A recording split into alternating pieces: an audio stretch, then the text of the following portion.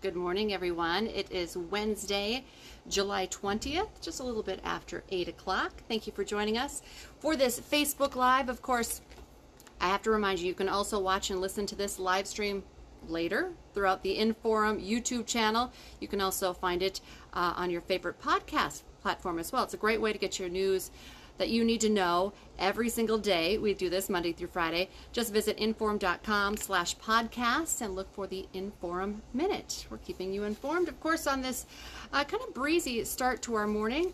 It's a little bit, maybe a little bit chillier this morning than some mornings. I feel like yesterday started off nice, and then, of course, it turned kind of rainy, windy, a little cooler for some people. Today, though, we're going to be back up into the 80s, a high of 86. Wind is going to stick around. Of course, that helps with the humidity, around 10 to 25 miles per hour. So not a bad Wednesday on the way. And talking about weather, it is a Weather Wednesday, and we had a fun one this morning. Storm Tracker meteorologist Jesse Ritka explained the different types of hail and how it's created, whether it's a bigger chunk of hail due to an updraft in the thunderstorm, spiky looking hail as well. So you'll be able to catch her Weather Wednesday again tonight on WDAY. Of course, the big story coming out of Fargo happened yesterday. Updates for you this morning. We now know the name of a Fargo man who police say hit a motorcyclist, fired shots off his balcony, led police on a high-speed chase, and then, of course, was involved in that officer-involved shooting with a North Dakota State trooper. 28-year-old Michael Yusa of Fargo is now being held in the Cass County Jail. I know we just got information from the North Dakota Highway Patrol saying they were expecting to be able to release the name of that motorcyclist right around noon today. So stay with inforum.com for that update. And of course, lots of updates here, and we're going to get for you for our newscast tonight. A lot of questions, of course, why this all happened, what started it, how it ended with the officer-involved shooting with the North Dakota State Trooper, who, by the way, was not hurt. So be sure to tune in tonight. We're going to continue our team coverage of this breaking story for you throughout the day. Some of the other headlines for you this morning. Fargo City Hall will be closed a little early today. They're going to have active shooter training happening there between 3 and 4:30 this afternoon. So normal hours this morning, normal hours tomorrow, but this afternoon City Hall will close a little bit early. So just be aware of that. Big expansion coming to the Cass County Jail. The County Commission just approved a $50 million buildings plan, and $35 to $40 million of that includes the expansion of the Cass County Jail. They're going to add 2 stories, nearly 100 more cells. Also included in this buildings plan, they're also looking at a new 911 dispatch center, new highway department storage building, and new storage for election materials as well. The Grand Forks County Courthouse is also going to be getting a facelift. The County Commission approved 2 construction assessments. So just starting out, a $48,000 assessment was approved for the dome on the courthouse. Now that's just the assessment money that was approved to find out how much it would cost to repair it. They're also looking at some improvements to the air conditioning units as well to the courthouse.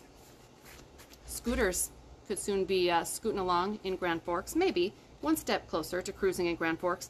The Grand Forks City Council got its first look at a new ordinance to create an electric scooter sharing system in the city, similar to what's already in place with the bike share program. We do know this came out. According to the draft, all scooters running in the city would need headlights, taillights, a bell, brakes, and a kickstand. A public hearing will be held on that coming up August 1st, and we'll continue following that for you as well. Here's another update for you that we've been following here on WDAY. The chairman of North Dakota's Democratic Party is calling for a criminal investigation into the deleted email accounts of former Attorney General Wayne Stenehjem. He's now asking current Attorney General Drew Wrigley to pursue possible charges after email records show spokeswoman Liz Brocker asked an IT worker to delete those accounts. The chairman says he wants Wrigley to hire an outside firm to try and recover those deleted emails. We'll continue tracking this story for you and let you know if there's any movement in that request as well. If you love gardening, maybe you don't have your own garden or you're done with your garden, the city of Moorhead could use your help today. A massive planting event is happening today. Crews will be out planting on 5 acres near the Stormwater Pond at the Southside Regional Park. They're hoping to get 2,500 plants in the ground. They have a couple of shifts. They need 15 people on each shift. 9:30 to 11:30 is one shift, 10 to noon another shift. You can call the city's sustainability coordinator if you'd like to help. Great day to be outside, 218-299-5488.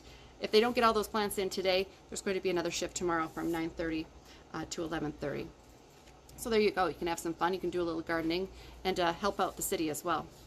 Some of your national headlines this morning. President Joe Biden is expected to announce executive actions on climate change today amid dangerous heat across the country. Of course, this could include declaring a national climate emergency, which would allow Biden to use federal resources and federal funding to fight that issue. This is a big story this morning. Right now, the U.S. is on alert for midterm elections. The FBI director is warning foreign countries are looking to interfere with our election cycle. Officials expect Iran, China, Russia, they could take a multifaceted approach to any attempts to disrupt or influence the vote. However, good news, our National Security Agency director says the U.S. is prepared, but still the threat is out there. Another update for you this morning. The CDC Vaccine Advisory Committee has voted unanimously to recommend the emergency use of Novavax's COVID-19 vaccine for adults. The FDA had already granted the emergency use authorization for the vaccine last week. Ivana Trump's funeral will be held today. They're going to be gathering in New York City for her funeral. Her 3 children with ex-husband, former President Donald Trump, they're all expected to be there, but we haven't heard for sure, haven't got confirmation if Trump will be there himself. Ivana was found at her Manhattan home on Thursday with blunt impact injuries to her stomach. She was 73 years old. All right, coming up on Hot Mic today, I know Dom is in. I'm going to read what he told me he's going to be covering today.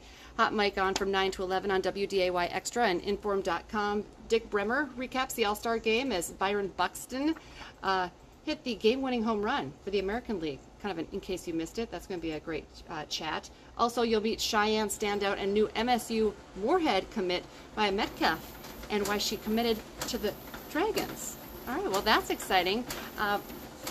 I've watched her. She is great. Of course, we love the Cheyenne Mustangs in my house as well. So be sure to tune in, InForum.com. Also, WDAY Extra for Hot Mic from 9 to 11.